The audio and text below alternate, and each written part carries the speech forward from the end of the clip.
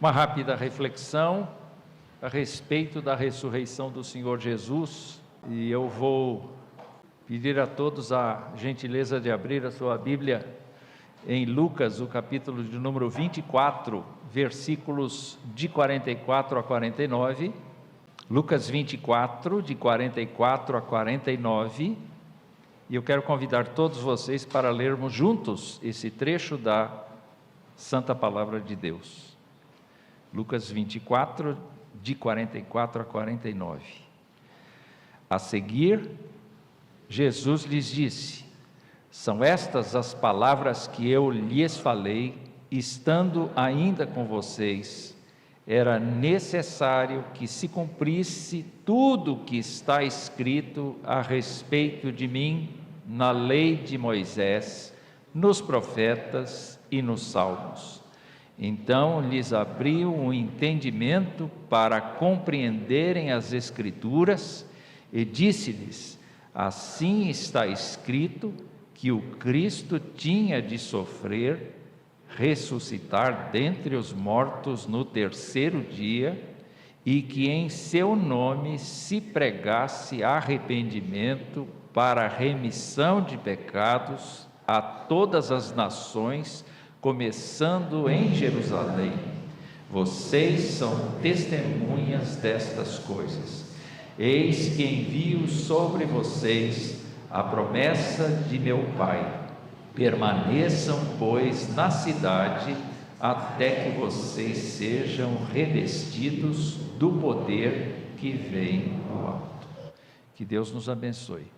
Crianças, quando Jesus falou estas coisas, ele já tinha ressuscitado, ele estava com um corpo, com o próprio corpo dele, totalmente diferente.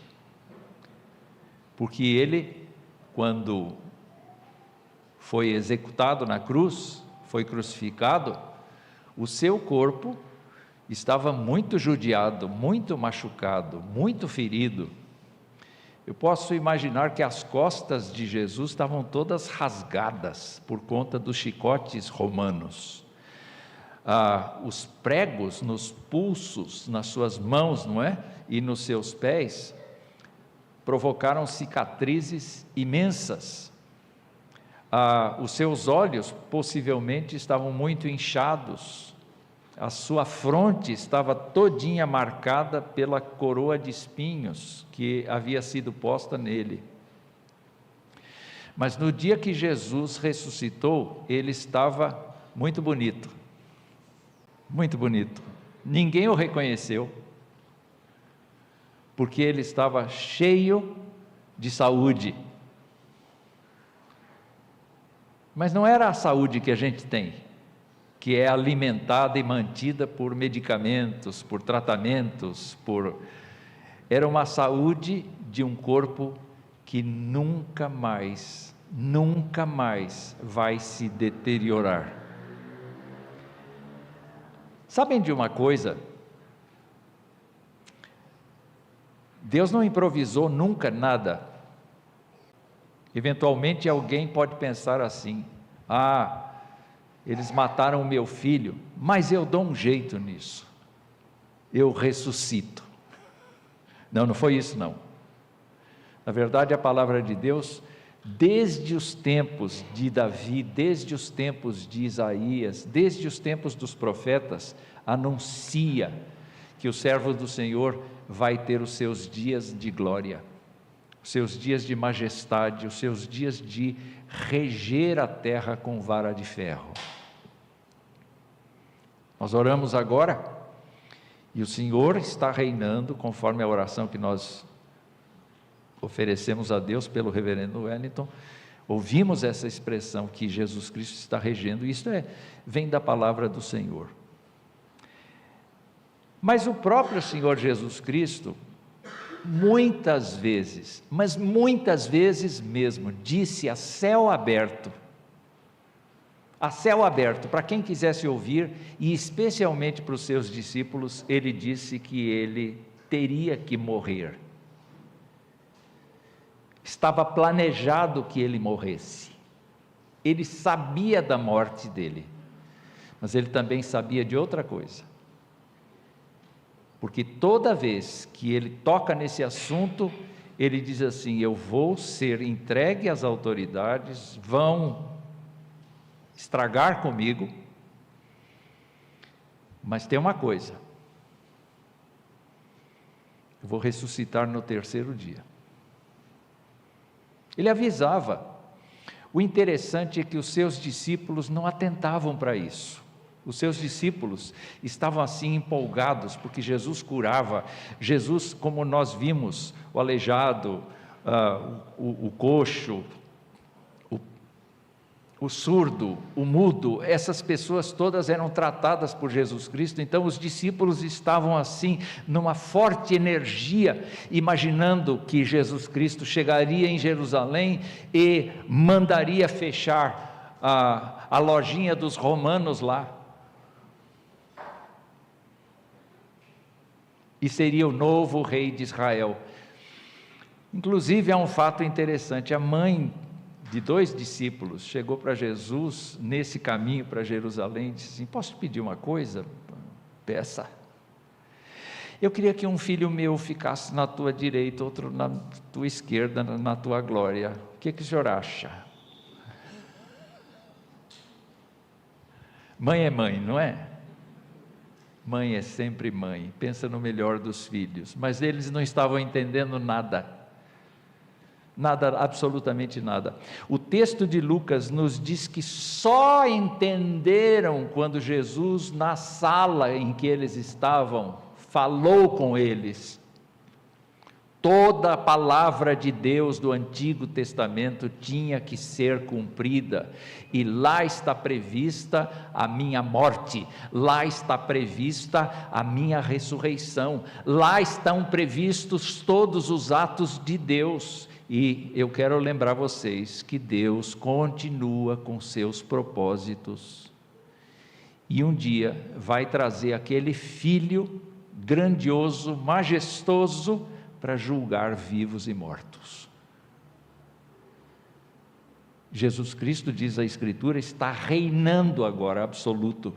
Não existe outro nome dado entre os homens pelo qual importa que sejamos salvos, e também não existe outra pessoa que tenha o nome de Senhor. Só Jesus Cristo é Senhor, para a glória de Deus Pai. Mas, queridos irmãos,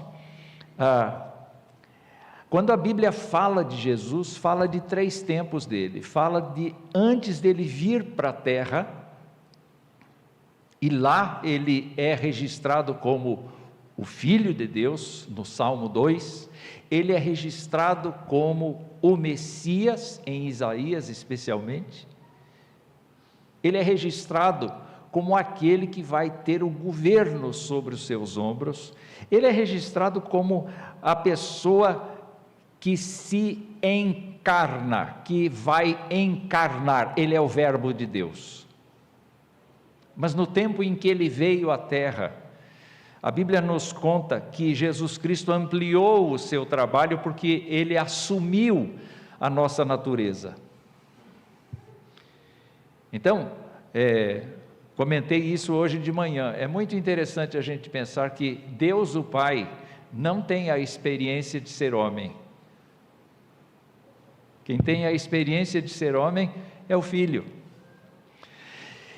E ele viveu todo tipo de problema que a gente vive, de maneira que ele se tornou o nosso intérprete, o intérprete da nossa necessidade diante de Deus.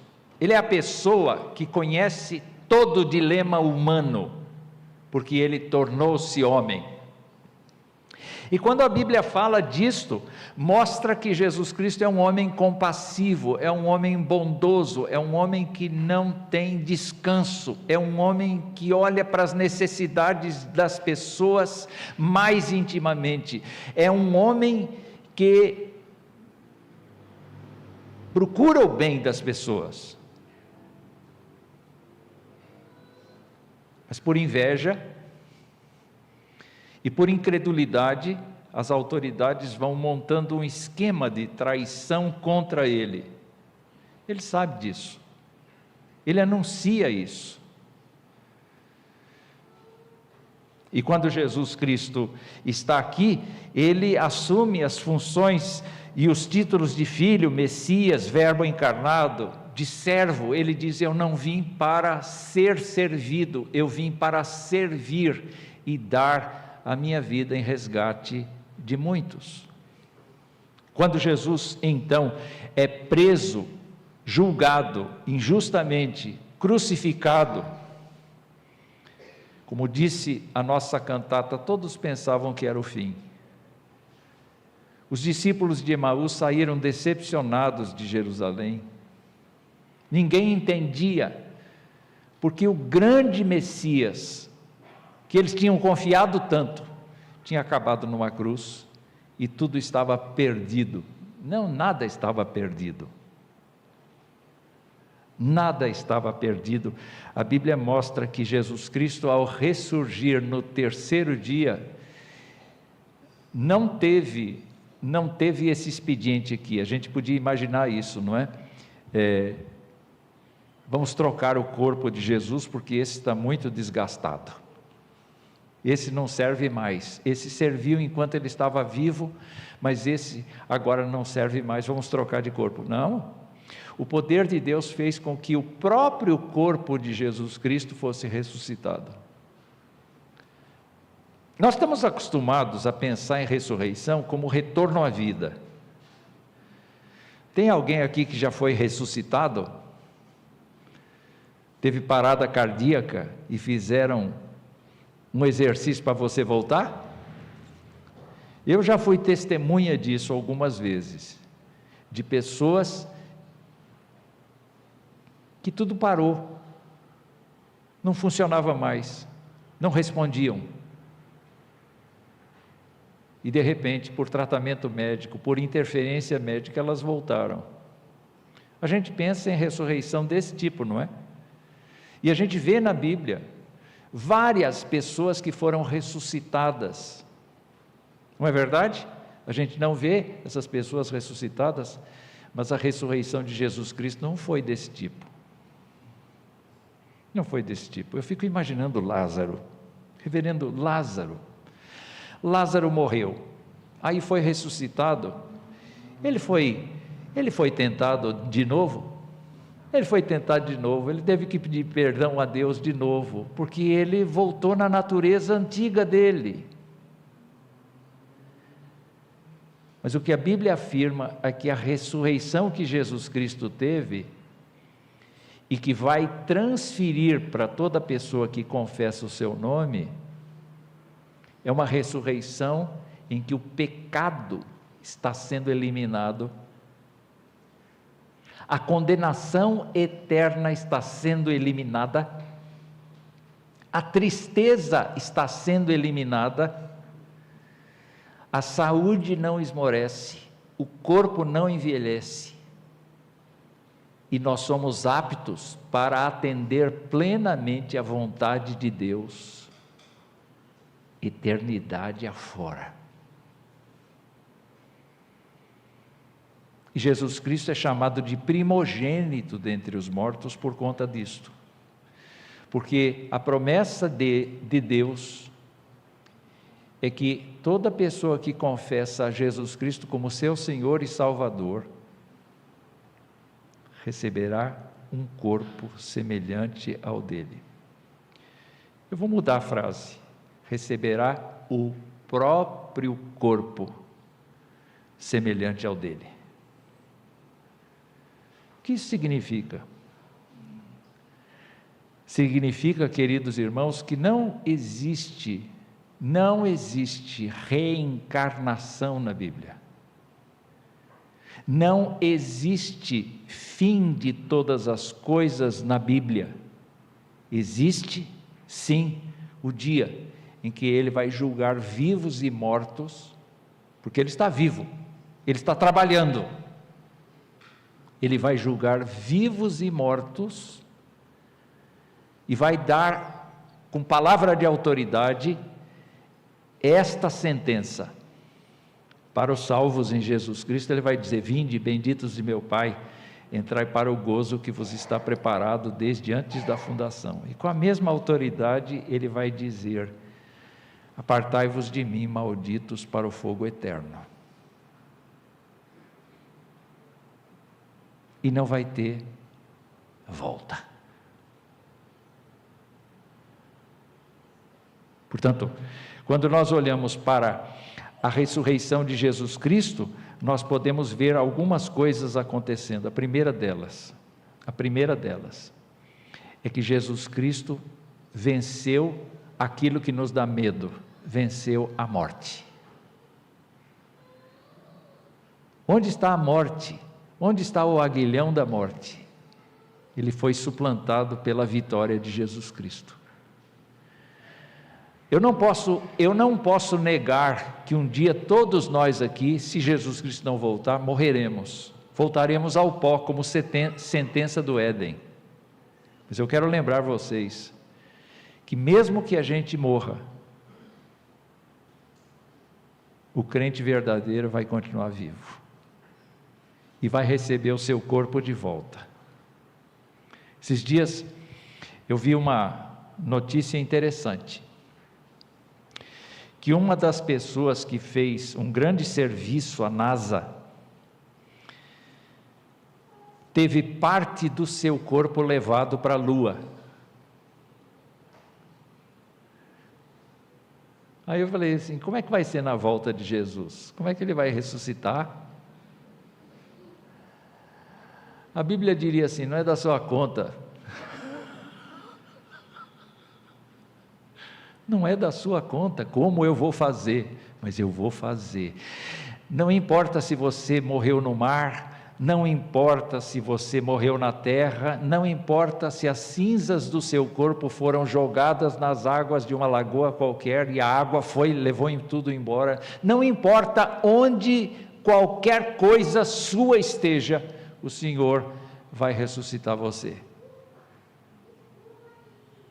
É por isso que o crente que confessa Jesus Cristo como seu Senhor e Salvador, eu preciso repetir isso toda vez, não tem medo, sente o incômodo da morte, porque é ruim morrer, dói, mas queridos irmãos, não tem medo, sabe por quê? Porque do lado de lá está o Senhor esperando, porque Ele está vivo, Ele próprio dirige todas as legiões de anjos, todo tempo Ele está cuidando para que os seus sejam ancorados, sustentados, abençoados. Eu termino dizendo o seguinte, que nós precisamos aqui hoje à noite fazer uma análise da nossa vida, porque a mensagem de Cristo para nós é a seguinte: arrependa-se dos seus pecados e creia em Jesus para a sua salvação, porque Jesus afirmou também, todos aqueles que o Pai me deu, virão a mim, e o que vem a mim, de modo nenhum o lançarei fora, pelo contrário, eu o ressuscitarei no último dia. Se você confessa a Cristo, diga no seu coração, não na sua boca, no seu coração: Senhor Jesus, eu te louvo, porque sou alvo da tua misericórdia e da tua graça. Ó Senhor, eu te louvo, porque o Senhor vai me ressuscitar. Ó Senhor, eu te louvo, porque eu vou ter pela eternidade afora, por causa exclusivamente do meu Senhor Jesus, a tua companhia para sempre. Está dizendo isso no seu coração? Você está dizendo isso no seu coração ou só está ouvindo? Eu queria que você falasse isso para o Senhor. E olhe, ao pregar o Evangelho, faça como a Bíblia ensina. Pregue para a pessoa que você conhece a seguinte mensagem: o Evangelho de Jesus Cristo é uma boa nova. Se arrependa dos seus pecados e creia que Jesus Cristo pagou por eles na cruz. Segunda coisa, se lembre que o Jesus crucificado não foi por acaso, ele foi crucificado de propósito, por Deus mesmo, para que a ira de Deus repousasse sobre ele, ou ficasse sobre ele, e você fosse livrado. Terceira coisa, se lembre que Jesus Cristo, ao ressuscitar, nos justifica e confirma todas as coisas que ele disse na vida antes de ser crucificado. Porque tudo quanto ele disse tornou-se coluna e sustentáculo da nossa fé, porque ele está vivo, ele confirma todas as palavras que ele disse. Quarta coisa, não escolha para quem você vai falar isso, fale para todos. Não entre nesse joguinho de dizer, fulano não merece, é muito ruim, não gosto dele. Anuncie a quem você gosta e a quem você detesta. Conte para todos, porque se Deus classifica quem vai ser salvo, também isso não é da nossa conta. O que é da nossa conta? Ide, pregai o Evangelho a toda criatura. Quem crer e for batizado, será salvo. Você é salvo? Se você é salvo, louve ao Senhor, porque Jesus ressuscitou.